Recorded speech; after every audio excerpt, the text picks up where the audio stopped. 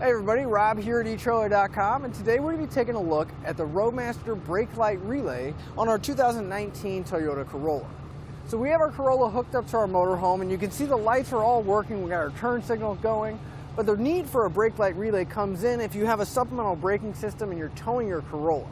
Right now the lights are working normally, but if that braking system comes in and applies the brakes, it's going to override the turn signal, which creates a really unsafe environment. Nobody's going to know if we're turning or we're changing lanes because the light's going to get overridden and go solid.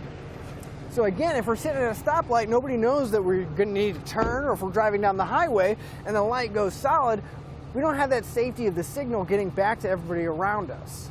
But that relay is going to cut that out. So now that the relay's in and working and we depress the brake pedal, you can see that it's going to continue to blink so we can go down the road safely and everybody around us knows what's going on.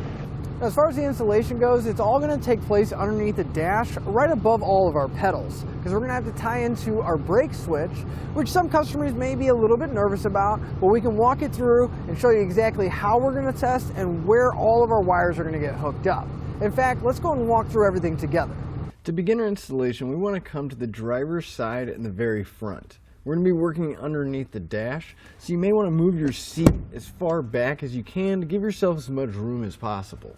Now, directly underneath the steering wheel and right above the pedals, we're going to have this plastic panel that's right underneath the dash. There's going to be two screws that are holding it in place on the corner. You just want to grab yourself a Phillips screwdriver, and we'll pull both of those screws out, pull the panel down.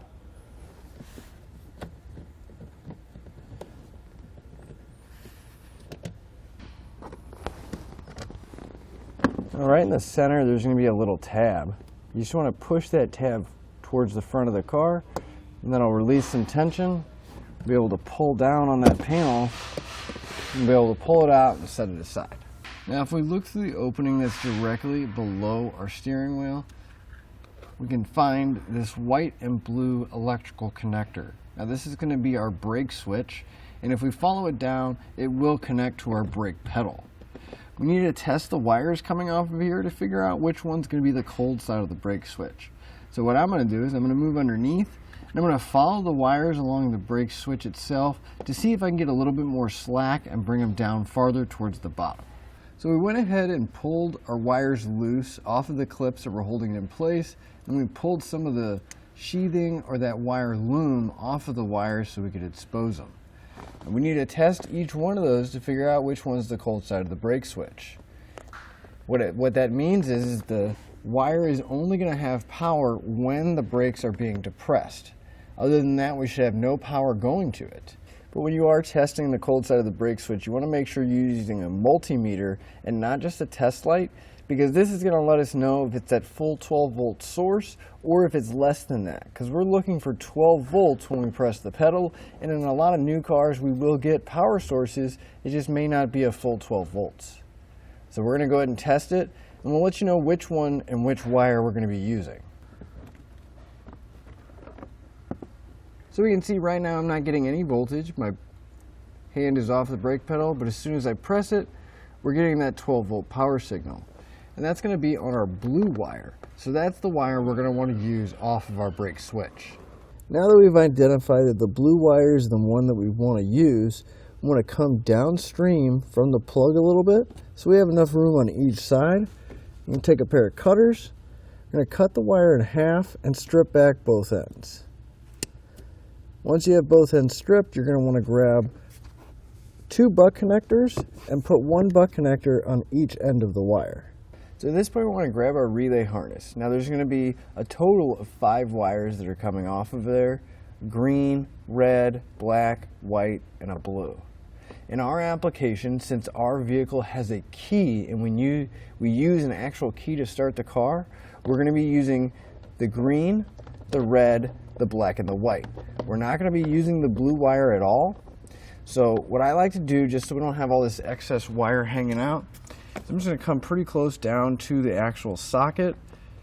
I'm just going to cut that wire off. So we'll start out paying attention to our black and our green wire. These two wires are going to go in between the one we just cut. So we have one that's extremely close to the plug, and then we have one that's going away from the plug. The one going close to our plug, we need to take our green wire and put it in that butt connector. Now you can see it's already pre-stripped. They do give you quite a bit of wire there. It's a little bit more than we need, so I'm just going to cut a little of the excess copper off.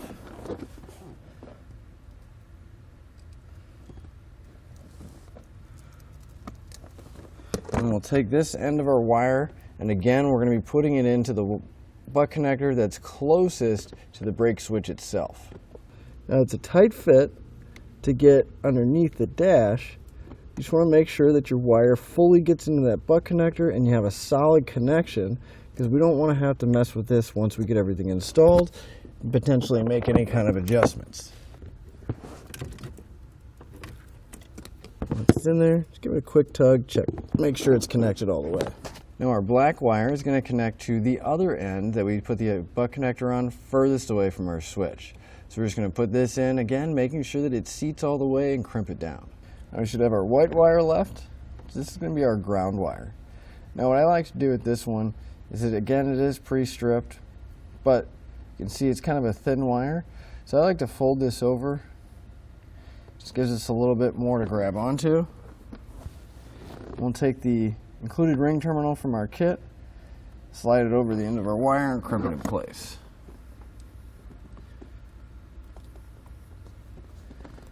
Now we got a few different options of how we can mount our ground wire. We can either use a factory ground that preferably be close to the side of the driver's side, since our wire is not that long, or we can actually just attach it directly to the firewall using the self-tapping screw. And that's what I'm going to do. I'm just going to kind of tuck this carpet back and insulation a little bit and have my ground go into this double-upped metal section so I know it's going to bite into it well. So I'll take a 5/16 nut driver and the screw they include.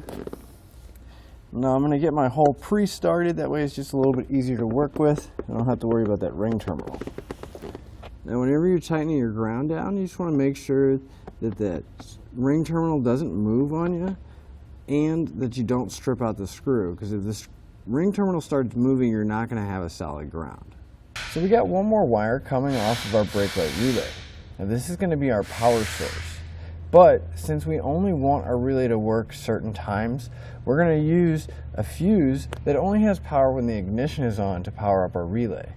Fortunately for us, right above the outer panel here towards the driver's side door, we're going to have a fuse panel right underneath. So we can just grab the cover, and you can pull it down, and that'll give us access to at least know what our fuses are going to do. So now what we need to do is we need to go through with a circuit tester and check each one of these fuses and see which one only has power when the ignition is on. So right now I got the key in the off position. I'm going to check this 15 amp fuse. That's going to be for a power outlet. I'm not getting any kind of power, which is a good thing. So we'll go ahead and turn our car on and double check that fuse and make sure we are getting power with the key in the on position for the ignition. But now with the ignition on, we can see I am getting power to that 15 amp fuse. So that'll be a really good one to use, because again, it's only going to get power when the vehicle is on. So we're going to grab that 15 amp fuse and pull it out. Now one thing you will notice is this is going to be a low profile fuse. So the legs on it are going to be a little bit smaller, a little bit shorter than most standard fuses. Now in your kit, you'll see that they're going to give you a different style fuse tap. So we are going to have to pick up a 15 amp fuse that's going to be a mini fuse that'll fit in this tap. Now the tap will fit because you can see it's the same size. It's just going to stick out a little bit farther. So make sure we can grab a 15 amp fuse that'll fit in our fuse tap. So now that we have a fuse that will fit in our fuse tap, you want to take the factory one or the factory sized one that you pulled out, and you want to put it in the slot that's going to be closest to the legs on the fuse. So we'll put these in first. And then we want to take the fuse that comes with our fuse tab and put it on top of the factory fuse. That way, that circuit is still going to be protected by the 15 amp fuse, but at the same time, our Brake-Lite relay is going to be protected by the 10 amp fuse. Then we can just take the butt connector, the bare end of our red wire coming off the harness. And again, it's a little bit thin, so I'm going to twist it together, fold it over. We'll put it in our butt connector and crimp it down.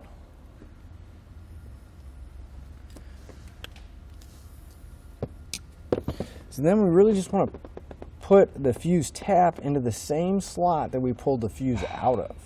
We'll push that fuse tap in, and you can see it does fit inside of there. It does stick down a little bit, so we may want to leave that cover off, but you want to hold on to it because it does tell you what each component does.